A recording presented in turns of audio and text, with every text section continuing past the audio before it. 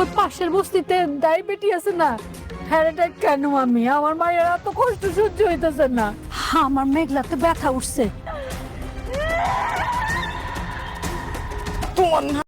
তো গাইস, এই পর্বে আমরা দেখতে পারি যে মেঘলার বিরুদ্ধে একের পর এক ভয়ঙ্কর অভিযোগ উঠতে থাকে। কেউ বলে তার গর্ভের সন্তান বহিত নয়, আবার কেউ জানিয়ে দেয় যে ডিএনএ রিপোর্ট পাল্টে দেওয়া হয়েছে। এই ঘটনা পুরো পরিবারে নেমে আসে বিশৃঙ্খলা। মেঘলা বারবার বলতে থাকে যে তার গর্ভের সন্তানের বাবা তার স্বামী, কিন্তু কেউ তার কথা বিশ্বাস করে না। একটা মেয়ের জন্য এর চেয়ে বড় অপমান আর কি হতে পারে, যখন নিজের সন্তানের পরিচয় প্রমাণ করতেও তাকে লড়াই করতে হয়। এর মধ্যে কিন্তু মেঘলার প্রসব ব্যথা শুরু হয়ে যায়। পরিবারের লোকজন তাকে কিন্তু দ্রুত হাসপাতালে নিয়ে যায়, কিন্তু সেখানেও শুরু হয় আরেক নিয়ম অধ্যায়। হাসপাতালের ফর্ম পূরণ করার জন্য তার স্বামীর নাম খোঁজা হয় এবং সেখানে মেঘলার বাবা নিজের নাম লিখতে চাইলে হাসপাতালের কর্তৃপক্ষ মানতে অস্বীকার জানায়। তারা বলে স্বামীর পরিচয় ছাড়া ভর্তি করানো যাবে না। এই দৃশ্যটি সত্যিই খুব কষ্টের।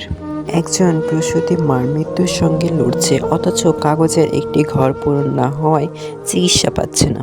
নাটকটিতে এখানে সমাজের এক কঠিন বাস্তবতা তুলে ধরেছে। হাসপাতাল থেকে বেরিয়ে আসার পর আর কোনো উপায় না দেখে তারা বস্তির এক ধাত্রীর কাছে ছুটে যায়।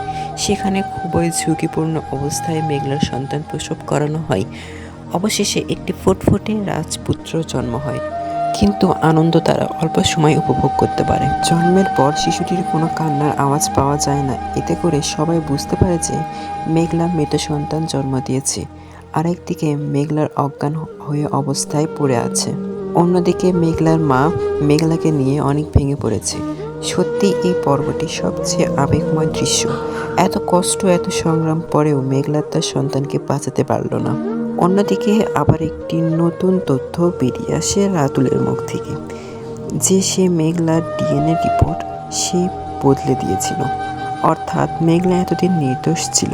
এ কথাগুলো মেঘলার স্বামী এসব শুনে ফেলে, তখন সে ভেঙে পড়ে যায়। মেঘলার স্বামী বলতে থাকে যে এতদিন আমি নির্দোষ মেঘলাকে শাস্তি দিয়েছি, আমি মেঘলাকে কষ্ট দিয়েছি, সে তার নিজের ভুল নিজেই এবং ছুটে যায় মেঘলার কাছে ক্ষমা চাইতে। কিন্তু মেঘলার তাকে আটকে দেয় এবং বলে, তোমার জন্য আজকে আমার মেয়ের এরকম দশা।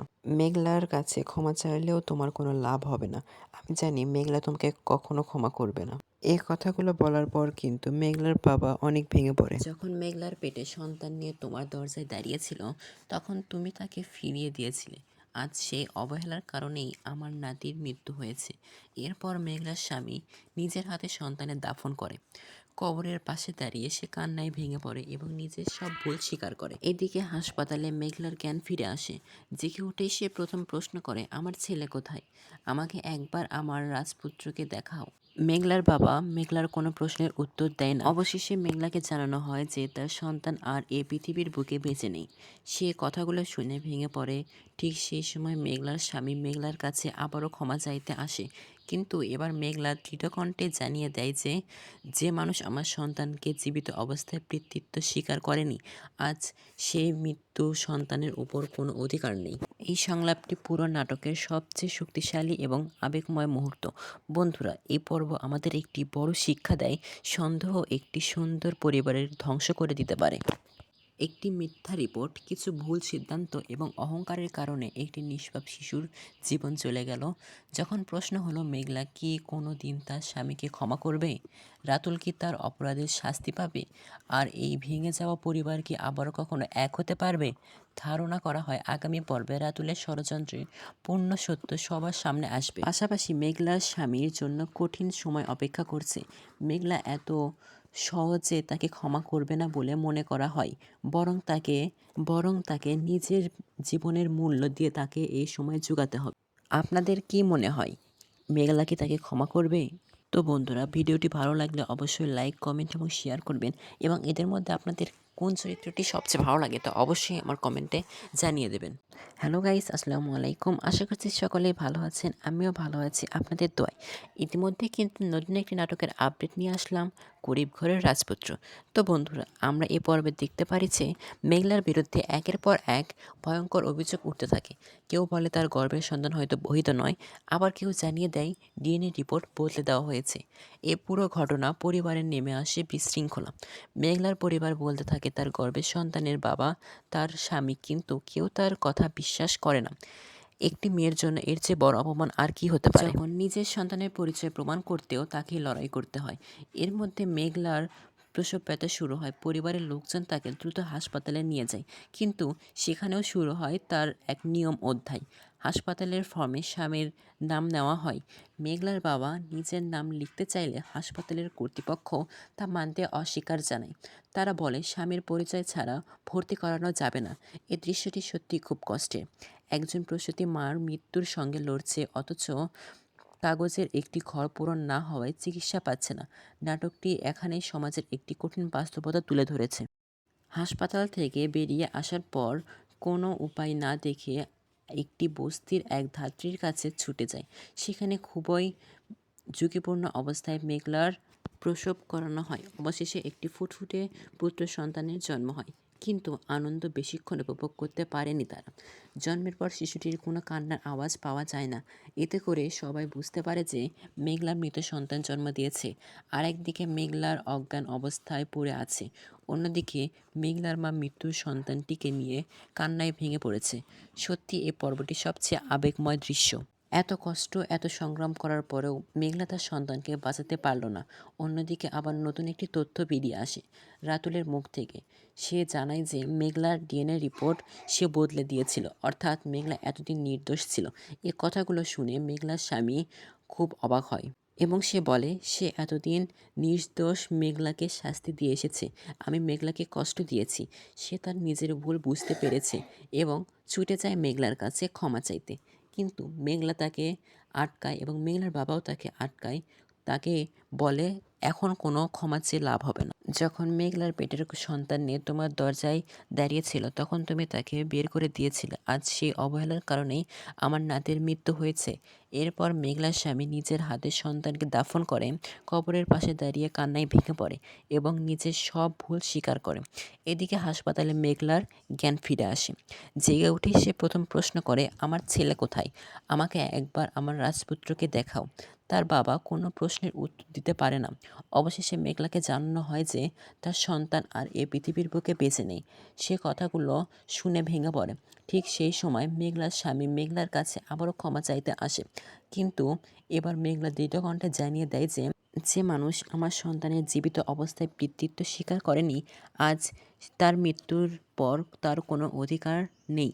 এই সংলাপটি পুরো পর্বে সবচেয়ে শক্তিশালী এবং আবেগময় মুহূর্ত। তো বন্ধুরা, এই পর্ব আমাদের একটি বড় শিক্ষা দেয় যে সন্দেহ একটি সুন্দর পরিবারকে ধ্বংস করে দিতে পারে। একটি মিথ্যা রিপোর্ট, কিছু ভুল সিদ্ধান্ত এবং অহংকারের কারণে একটি নিষ্পাপ শিশুর জীবন চলে গেল। এখন প্রশ্ন হলো, মেঘলা কি কোনোদিন তার স্বামীকে ক্ষমা করে দেবে? রাতুল কি তার অপরাধের শাস্তি পাবে? আর এই ভেঙে যাওয়া পরিবার কি আর কখনো এক হতে পারবে? ধারণা করা হয় যে আগামী পর্বে রাতুলের ষড়যন্ত্র পূর্ণ সত্যি সবার সামনে আসবে। পাশাপাশি মেঘলার স্বামীর জন্য কঠিন সময় অপেক্ষা করছে। মেঘলা এত সহ্য তাকে ক্ষমা করবে না। আরও ধারণা করা হয় যে মেঘলার স্বামী নিজের জীবনের মূল্য দিয়ে তাকে এই সময় জোগাতে হয়। আপনারা কি মনে করেন, মেঘলার কি তার স্বামীকে ক্ষমা করে দেওয়া উচিত? তা অবশ্যই কমেন্ট বক্সে জানিয়ে দেবেন। ভিডিওটি ভালো লাগলে অবশ্যই লাইক করবেন, বন্ধুদের সাথে শেয়ার করবেন এবং আপনারা কি কোন জেলা থেকে দেখছেন তা অবশ্যই কমেন্টে জানিয়ে দেবেন।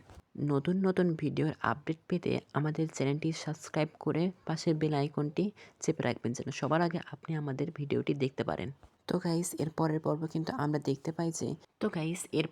আমরা দেখতে পাই যে মেঘলার বিরুদ্ধে একের পর এক ভয়ঙ্কর অভিযোগ উঠতে থাকে। কেউ বলে তার গর্ভের সন্তান হয়তো বৈধ নয়, আবার কেউ জানিয়ে দেয় ডিএনএ রিপোর্ট বদলে দেওয়া হয়েছে। এই ঘটনা পুরো পরিবারে নেমে আসে বিশৃঙ্খলা। মেঘলা বারবার বলতে থাকে তার গর্ভের সন্তানের বাবা তার স্বামী, কিন্তু কেউ তার কথা বিশ্বাস করে না। একটি মেয়ের জন্য এর চেয়ে বড় অপমান আর কি হতে পারে, যখন নিজের সন্তানের পরিচয় প্রমাণ করতেও তাকে লড়াই করতে হয়।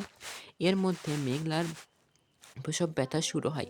পরিবারের লোকজন তাকে দ্রুত হাসপাতালে নিয়ে যায়, কিন্তু সেখানেও শুরু হয় আর এক নিয়ম অধ্যায়। হাসপাতালের ফর্মে স্বামীর নাম নেওয়া হয়, কিন্তু তার বাবা সেই ফর্মে সই করতে চাইলে কর্তৃপক্ষ তাকে অস্বীকার জানায়। তারা তাকে বলে দেয় স্বামীর পরিচয় ছাড়া ভর্তি করানো যাবে না। প্রসূতি মার মৃত্যুর সঙ্গে লড়ছে, অথচ একটি কাগজের ঘর পূরণের জন্য চিকিৎসা পাচ্ছে না। নাটকটি এখানেই সমাজের একটি কঠিন বাস্তবতা প্রকাশ পেয়েছে। হাসপাতাল থেকে বেরিয়ে যাওয়ার পর আর কোনো উপায় না দেখে এক বস্তির এক ধাত্রীর কাছে ছুটে যায়। সেখানে খুবই ঝুঁকিপূর্ণ অবস্থায় মেঘলা সন্তান প্রসব করানো হয়। অবশেষে একটি ফুটফুটে পুত্র সন্তানের জন্ম হয়, কিন্তু আনন্দ বেশিক্ষণ তারা উপভোগ করতে পারেনি। জন্মের পর শিশুটির কোনো কান্নার আওয়াজ না পাওয়া যায় কোনো চিৎকার চেঁচামেচি। এতে করে সবাই বুঝতে পারে যে মেঘলার মৃত সন্তান হয়েছে। আর একদিকে মেঘলার অজ্ঞান অবস্থায় পড়ে আছে, অন্যদিকে মেঘলার মা মৃত সন্তানকে নিয়ে কান্নায় ভেঙে পড়েছে। সত্যি এই পর্বটি সবচেয়ে আবেগময় দৃশ্য। এত কষ্ট ও সংগ্রাম করার পরও মেঘলা তার সন্তানকে বাঁচাতে পারল না। এবং অন্যদিকে আবার নতুন একটি তথ্য বেরিয়ে এসেছে রাতুলের মুখ থেকে। সে মেঘলার ডিএনএ রিপোর্টটি বদলে দিয়েছিল, অর্থাৎ মেঘলা এতদিন নির্দোষ ছিল। এ কথাগুলো মেঘলার স্বামী এসব শুনে তখন সে ভেঙে পড়ে। সে এতদিন আমি নির্দোষ মেঘলাকে শাস্তি দিয়েছিলাম, আমি মেঘলাকে কষ্ট দিয়েছি। সে তার নিজের ভুল বুঝতে পারছে এবং ছুটে যায় মেঘলার কাছে ক্ষমা চাইতে। কিন্তু মেঘলার বাবা তাকে আটকায় দেয় এবং বলে, তোমার জন্য আজকে এসব হয়েছে, তোমার জন্য আমার নাতি মৃত্যুবরণ করেছে, মেঘলার কাছে ক্ষমা চেয়ে কোনো লাভ হবে না। যখন মেঘলা পেটের সন্তান নিয়ে তোমার দরজায় দাঁড়িয়েছিল, তখন তুমি তাকে ফিরিয়ে দিয়েছিলে। আজ এই অবহেলার কারণেই আমার নাতির মৃত্যু হয়েছে। এরপর মেঘলার স্বামী নিজের হাতে সন্তানের দাফন করে, কবরের পাশে দাঁড়িয়ে কান্নায় ভেঙে পড়ে এবং নিজেকে সব ভুল স্বীকার করে। অন্যদিকে হাসপাতালে মেঘলার জ্ঞান ফিরে আসে। জেগে উঠেই সে প্রথম প্রশ্ন করে, আমার ছেলে কোথায়? আমাকে একবার আমার রাজপুত্রকে দেখাও তোমরা। তাকে কোনো উত্তর কেউ দিতে পারে না। অবশেষে মেঘলাকে জানানো হয় যে তার সন্তান আর এই পৃথিবীর বুকে বেঁচে নেই। সে কথাগুলো শুনে ভেঙে পড়ে। ঠিক সেই সময়ে মেঘলার স্বামী সেখানে চলে আসে তার কাছে ক্ষমা চাইতে। কিন্তু এবার মেঘলা দৃঢ় কণ্ঠে জানিয়ে দেয় যে যে মানুষ আমার সন্তানের জীবিত অবস্থায় পিতৃত্ব স্বীকার করেনি, সে আজ মৃত সন্তানের উপর কোনো অধিকার দাবি করতে পারে না। এই সংলাপটি পুরো পর্বের সবচেয়ে শক্তিশালী এবং আবেগময় মুহূর্ত। বন্ধুরা, এই পর্ব আমাদের একটি বড় শিক্ষা দেয় যে সন্দেহ একটি সুন্দর পরিবারকে ধ্বংস করে দিতে পারে। তো বন্ধুরা, এই পর্বে আমরা দেখতে পারি যে মেঘলার বিরুদ্ধে একের পর এক অভিযোগ উঠতে থাকে। কেউ বলে তার গর্ভের সন্তান হয়তো বহিত নয়, আবার কেউ জানিয়ে দেয় ডিএনএ রিপোর্ট পাল্টে দেওয়া হয়েছে। এই ঘটনা পুরো পরিবারে নেমে আসে বিশৃঙ্খলা। মেঘলা বারবার বলতে থাকে যে গর্ভের সন্তানের বাবা তার স্বামী, কিন্তু কেউ তার কথা বিশ্বাস করে না। একটি মেয়ের জন্য এর চেয়ে বড় অপমান আর কি হতে পারে, যখন নিজের সন্তানের পরিচয় প্রমাণ করতেও তাকে লড়াই করতে হয়। এর মধ্যে মেঘলার প্রসব ব্যথা শুরু হয়। পরিবারের লোকজন তাকে দ্রুত হাসপাতালে নিয়ে যায়, কিন্তু সেখানেও শুরু হয় আরেক নিয়ম অধ্যায়। হাসপাতালের ফর্মে স্বামীর নাম নেওয়া হয়। মেঘলার বাবা নিজের নাম লিখতে চাইলে হাসপাতালের কর্তৃপক্ষ তা মানতে অস্বীকার জানায়। তারা বলে স্বামীর পরিচয় ছাড়া ভর্তি করা যাবে না। এই দৃশ্যটি সত্যি খুব কষ্টের। একজন প্রসূতি মা মৃত্যুর সঙ্গে লড়ছে, অথচ কাগজের একটি ঘর পূরণ না হওয়ায় চিকিৎসা পাচ্ছে না। নাটকটির এখানে সমাজের একটি কঠিন বাস্তবতা তুলে ধরেছে। হাসপাতাল থেকে বেরিয়ে আসার পর কোনো উপায় না দেখে তারা বস্তির এক ধাত্রীর কাছে ছুটে যায়। সেখানে খুবই ঝুঁকিপূর্ণ অবস্থায় মেঘলার সন্তান প্রসব করানো হয়। অবশেষে একটি ফুটফুটে পুত্র সন্তান জন্ম হয়, কিন্তু আনন্দটি বেশিক্ষণ উপভোগ করতে পারে না তারা। জন্মের পর শিশুটি কান্নার আওয়াজ পাওয়া যায় না। এতে করে সবাই বুঝতে পারে যে মেঘলা মৃত সন্তানের জন্ম দিয়েছে। আরেকদিকে মেঘলা অজ্ঞান অবস্থায় পড়ে আছে। অন্যদিকে মেঘলার মা মৃত সন্তানটিকে নিয়ে কান্নাকাটি করছে। সত্যি এই দিকটি সবচেয়ে আবেগময় দৃশ্য। এত কষ্ট করে সংগ্রাম করার পরেও মেঘলা তার সন্তানকে বাঁচাতে পারল না। অন্যদিকে আবার নতুন একটি তথ্য বেরিয়ে আসে রাতুলের মুখ থেকে। সে যে মেঘলার ডিএনএ রিপোর্টটি পাল্টে দিয়েছিল, অর্থাৎ মেঘলা এতদিন নির্দোষ ছিল। এ কথাগুলো মেঘলার স্বামী শুনে সে ভেঙে পড়ে এবং সে মনে মনে বলতে থাকে যে এতদিন আমি নির্দোষ মেঘলাকে শাস্তি দিয়ে এসেছি, আমি মেঘলাকে কষ্ট দিয়েছি। সে তার নিজের ভুল নিজেই বুঝতে পারে। এসব ফেলে দিয়ে সে মেঘলার কাছে যায়, মেঘলার কাছে ক্ষমা চাইতে। কিন্তু মেঘলার বাবা তাকে আটকায় এবং বলে, তোমার জন্য আজকে আমাদের এই দশা হয়েছে, তুমি আর কখনো আমাদের সামনে আসবে না। তোমার দরজায় যখন মেঘলা গিয়েছিল নিজের সন্তানকে বাঁচাতে, তুমি তখন তাকে ফিরিয়ে দিয়েছো। আজ সে অবহেলার কারণে আমার নাতির মৃত্যু হয়েছে। এরপরও মেঘলার স্বামী নিজের হাতে সন্তানের দাফন করে। কবরের পাশে দাঁড়িয়ে সে কান্নায় ভেঙে পড়ে এবং নিজের সব ভুল স্বীকার করে। এদিকে হাসপাতালে মেঘলার জ্ঞান ফিরে আসে। জেগে উঠে সে প্রথম প্রশ্ন করে, আমার ছেলে কোথায়? আমাকে একবার আমার রাজপুত্রকে দেখাও। তাকে দেখার জন্য আমার বুকটা ছটফট করেছে। তার বাবা তাকে কোনো উত্তর দিতে পারে না। অবশেষে মেঘলাকে জানানো হয় যে তার সন্তান আর এই পৃথিবীর বুকে বেঁচে নেই। সে কথাগুলো শুনে ভেঙে পড়ে মেঘলা। ঠিক সেই সময়ই মেঘলার স্বামী মেঘলার কাছে আবারও ক্ষমা চাইতে আসে। কিন্তু মেঘলা দৃঢ় কণ্ঠে জানিয়ে দেয় যে যে মানুষ আমার সন্তানের জীবিত অবস্থায় মৃত্যু স্বীকার করেনি, আজ সে মানুষের জন্যই এসব ঘটেছে। তাই সে মানুষ তার কোনো উপর অধিকার চালাতে পারে না। এই সংলাপটি পুরো নাটকের সবচেয়ে শক্তিশালী এবং আবেগময় মুহূর্ত। তো বন্ধুরা, এই পর্ব আমাদের একটি বড় শিক্ষা দেয়। সন্দেহ একটি সুন্দর পরিবারকে ধ্বংস করে দিতে পারে। একটি মিথ্যা রিপোর্ট, কিছু ভুল সিদ্ধান্ত এবং অহংকারের কারণে একটি নিষ্পাপ শিশুর জীবন চলে গেল। যখন প্রশ্ন হলো মেঘলা কি কোনো দিন তার স্বামীকে ক্ষমা করবে, রাতুল কি তার অপরাধের শাস্তি পাবে, আর এই ভেঙে যাওয়া পরিবার কি কখনো এক হতে পারবে? আগামী পর্বে রাতুলের ষড়যন্ত্রপূর্ণ সত্যি সবার সামনে আসবে। পাশাপাশি মেঘলার স্বামীর জন্য কঠিন সময় অপেক্ষা করছে। মেঘলা এত সহজে তাকে ক্ষমা করবে বলে মনে হয় না, বরং তাকে মনে হয় যে নিজের জীবন দিয়ে এই সময় যোগাতে হবে। তো গাইস, আপনারা কি মনে করেন অবশ্যই কিন্তু কমেন্টে জানিয়ে দেবেন। ভিডিওটি ভালো লাগলে অবশ্যই বন্ধুদের কাছে শেয়ার করবেন এবং আপনারা কে কোন জেলা থেকে আমার ভিডিওটি দেখছেন তা অবশ্যই কমেন্টে জানিয়ে দেবেন। তো বন্ধুরা, আমরা এখন মূল কথায় ফিরে আসি যে গরিবের ঘরের রাজপুত্র পরের পর্বটি আপলোড করা হবে। তো তার আগে আপনাদের কাছে আমার ছোট্ট একটি রিকোয়েস্ট, আপনারা যদি আমার চ্যানেলে নতুন হয়ে থাকেন তাহলে অবশ্যই চ্যানেলটি সাবস্ক্রাইব করবেন এবং কে কোন জেলা থেকে ভিডিওটি দেখছেন তা অবশ্যই কমেন্টে জানিয়ে দেবেন, আমি যেন বুঝতে পারি যে আমার ভিডিওটি কে কোথায় থেকে দেখে। তো গাইস, এই পর্বে কিন্তু আমরা দেখতে পারি যে মেঘলার বিরুদ্ধে একের পর এক ভয়ঙ্কর অভিযোগ উঠতে থাকে। কেউ বলে তার গর্ভের সন্তান হয়তো বহিত নয়, আবার কেউ জানিয়ে দেয় ডিএনএ রিপোর্ট বদলে দেওয়া হয়েছে। এই ঘটনা পুরো পরিবারে নেমে আসে বিশৃঙ্খলা। ঘটনা বারবার বলতে থাকে গর্ভের সন্তানের বাবা তার স্বামী, কিন্তু কেউ তার কথা বিশ্বাস করে না। একটি মেয়ের জন্য এর চেয়ে বড় অপমান আর কী হতে পারে? যখন নিজের সন্তানের পরিচয় প্রমাণ করতেও তাকেই লড়াই করতে হয়। এর মধ্যে মেঘলার প্রসব ব্যথা শুরু হয়। পরিবারের লোকজন তাকে দ্রুত হাসপাতালে নিয়ে যায়, কিন্তু সেখানেও শুরু হয় আর এক নিয়ম অধ্যায়। হাসপাতালের ফর্মে স্বামীর নাম নেওয়া হয়। মেঘলার বাবা নিজের নাম লিখতে চাইলে হাসপাতালের কর্তৃপক্ষ তা মানতে অস্বীকার জানায়। তারা এ দৃশ্যটি সত্যি খুব কষ্টের। একজন প্রসূতি মা মৃত্যুর সঙ্গে লড়ছে, অথচ কাগজের একটি ঘর পূরণ না হওয়ায় চিকিৎসা পাচ্ছে না। এই নাটকটি খুব কঠিন একটা মুহূর্ত। হাসপাতাল থেকে বেরিয়ে আসার পর আর কোনো উপায় না দেখে তারা বস্তির এক ধাত্রীর কাছে ছুটে যায়। সেখানে খুবই ঝুঁকিপূর্ণ অবস্থায় মেঘলার সন্তান প্রসব করানো হয়। অবশেষে একটি ফুটফুটে পুত্র সন্তানের জন্ম হয়, কিন্তু আনন্দ বেশিক্ষণ উপভোগ করতে পারে না তার। জন্মের পর শিশুটি কান্নার কোনো আওয়াজ পাওয়া যায় না। এতে করে সবাই বুঝতে পারে যে মেঘলা মৃত সন্তান জন্ম দিয়েছে। আরেকদিকে মেঘলা অজ্ঞান অবস্থায় পড়ে আছে। অন্যদিকে মেঘলার মা যখন সন্তানকে নিয়ে কান্নাকাটি ভেঙে পড়েছিল। সত্যি এই পর্বটি সবচেয়ে আবেগময় দৃশ্য। এত কষ্টের, এত সংগ্রামের পরেও মেঘলা তার সন্তানকে বাঁচাতে পারল না। অন্যদিকে আবার নতুন একটি তথ্য বেরিয়ে আসে রাতুলের মুখ থেকে, যে সে মেঘলার ডিএনএ রিপোর্ট বদলে দিয়েছিল। অর্থাৎ মেঘলা এতদিন নির্দোষ ছিল যে ভেঙে পড়ে যায়। মেঘলার স্বামী এসব কথা শুনে ভেঙে পড়ে যায়।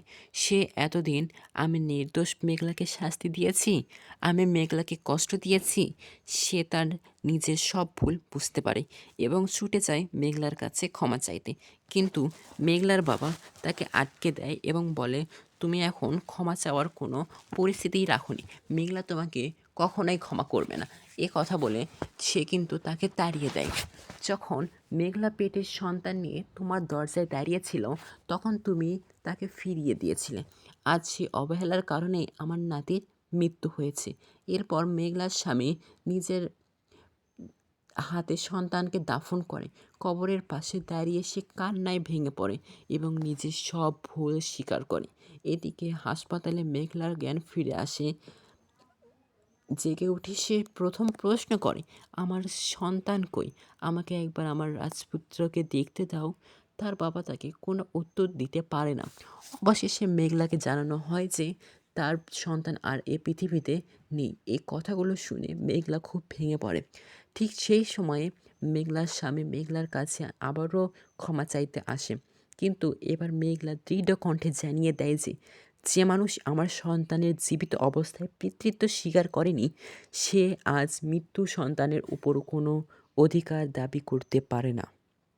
এই সংলাপটি পুরো পর্বের সবচেয়ে শক্তিশালী এবং আবেগময় মুহূর্ত। বন্ধুরা, এই পর্ব আমাদের একটি বড় শিক্ষা দেয়। সন্দেহ একটি সুন্দর পরিবারকে ধ্বংস করে দিতে পারে। একটি মিথ্যা রিপোর্ট, কিছু ভুল সিদ্ধান্ত এবং অহংকারের কারণে একটি নিষ্পাপ শিশুর জীবন চলে গেল। এতে কোনো বাধাও পড়ল না। এখন প্রশ্ন হলো, মেঘলা কি কোনো দিন তার স্বামীকে ক্ষমা করে দিতে পারবে? রাতুল কি তার অপরাধের শাস্তি পাবে? আর এই ভেঙে যাওয়া পরিবার আর কি কখনো এক হতে পারবে? ধারণা করা হয় আগামী পর্বে রাতুলের ষড়যন্ত্রের পূর্ণ সত্য সবার সামনে আসবে। পাশাপাশি মেঘলা স্বামীর জন্য কঠিন সময় অপেক্ষা করছে। মেঘলা এত সহজে তাকে ক্ষমা করবে না বলে মনে করা হয়, বরং তাকে নিজের ভুলের মূল্য আরও বড়ভাবে দিতে হবে। তবে নাটকের গল্প যেদিকে এগোচ্ছে, শেষ পর্যন্ত সত্যকে সবাই এমনটি আশা করা যায়। আপনাদের কি মনে হয়, মেঘলা কি তার স্বামীকে ক্ষমা করবে?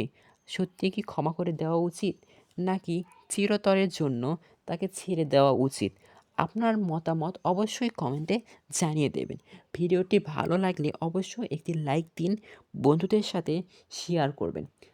আর নতুন ভিডিও পেতে আমাদের পাশেই থাকবেন।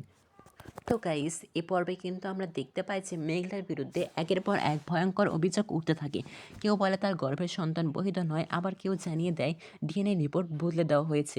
এই ঘটনায় পুরো পরিবারের নেমে আসে বিশৃঙ্খলা। মেঘলা বারবার বলতে থাকে তার গর্ভের সন্তানের বাবা তার স্বামী, কিন্তু কেউ তার কথা বিশ্বাস করে না। একটি মেয়ের জন্য এর চেয়ে বড় অপমান আর কী হতে পারে? আপনারা অবশ্যই কমেন্টে জানিয়ে দেবেন। যখন নিজের সন্তানের পরিচয় প্রমাণ করেও তাকে লড়াই করতে হয়, এর মধ্যে মেঘলার প্রসব ব্যথা শুরু হয়। পরিবারের লোকজন তাকে দ্রুত হাসপাতালে নিয়ে যায়, কিন্তু সেখানেও শুরু হয় আরেক নিয়ম অধ্যায়। হাসপাতালের ফর্মে স্বামীর নাম নেওয়া হয়। মেঘলার বাবা নিজের নাম লিখতে চাইলে হাসপাতালের কর্তৃপক্ষ তা মানতে অস্বীকার জানায়। তারা বলে স্বামীর পরিচয় ছাড়া ভর্তি করানো যাবে না। এই দৃশ্যটি সত্যিই খুব কষ্টের। একজন প্রসূতি মা মৃত্যুর সঙ্গে লড়ছে, অথচ কাগজের একটি ঘর পূরণ না হওয়ায় চিকিৎসা পাচ্ছে না। নাটকটি এখানেই সমাজের একটি কঠিন বাস্তবতা তুলে ধরেছে। হাসপাতাল থেকে বেরিয়ে যাওয়ার পর কোনো উপায় না দেখে মেঘলার পরিবার বস্তির এক ধাত্রীর কাছে ছুটে যায়। সেখানে খুব ঝুঁকিপূর্ণ অবস্থায় মেঘলার সন্তান প্রসব করানো হয়। অবশেষে একটি ফুটফুটে পুত্র সন্তানের জন্ম হয়, কিন্তু আনন্দ বেশিক্ষণ তারা উপভোগ করতে পারেনি।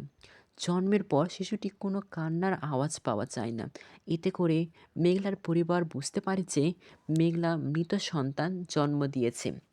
আর একদিকে মেঘলা অজ্ঞান অবস্থায় পড়ে আছে এবং মেঘলার মা সে মৃত সন্তানকে কোলে নিয়ে কান্নায় ভেঙে পড়েছে। সত্যি এই পর্বটি সবচেয়ে আবেগময় দৃশ্য। এত কষ্ট এবং সংগ্রাম করার পরেও মেঘলা তার সন্তানকে বাঁচাতে পারল না।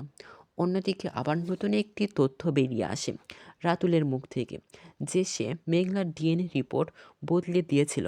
অর্থাৎ মেঘলা এতদিন নির্দোষ। মেঘলাকে শাস্তি দিয়েছি, আমি মেঘলাকে কষ্ট দিয়েছি, সে তার নিজের ভুল নিজেই বুঝতে পেরেছে এবং ছুটে যায় মেঘলার কাছে ক্ষমা চাইতে।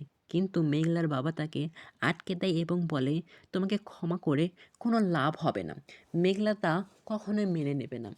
যখন মেঘলার পেটে সন্তান নিয়ে তোমার দরজায় দাঁড়িয়েছিল, তখন তুমি তাকে ফিরিয়ে দিয়েছিলে। আজ সেই অবহেলার কারণেই আমার নাতির মৃত্যু হয়েছে। এরপর মেঘলার স্বামী নিজের হাতে সন্তানের দাফন করে। কারো পাশে দাঁড়িয়ে সে কান্নায় ভেঙে পড়ে, নিজের সব ভুল স্বীকার করে। এদিকে হাসপাতালে মেঘলার জ্ঞান ফিরে আসে। জেগে উঠেই সে বলে, আমার সন্তান কই? আমার রাজপুত্রকে একবার দেখাও আমাকে। তার বাবা তাকে কোনো উত্তর দিতে পারে না।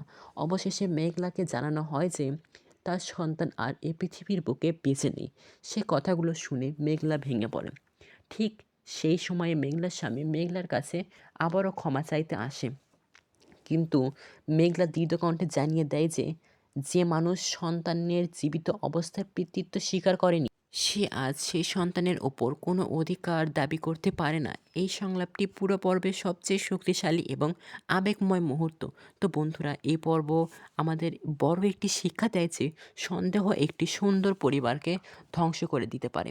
একটি মিথ্যা রিপোর্ট, কিছু ভুল সিদ্ধান্ত এবং অহংকারের কারণে একটি নিষ্পাপ শিশুর জীবন চলে গেল।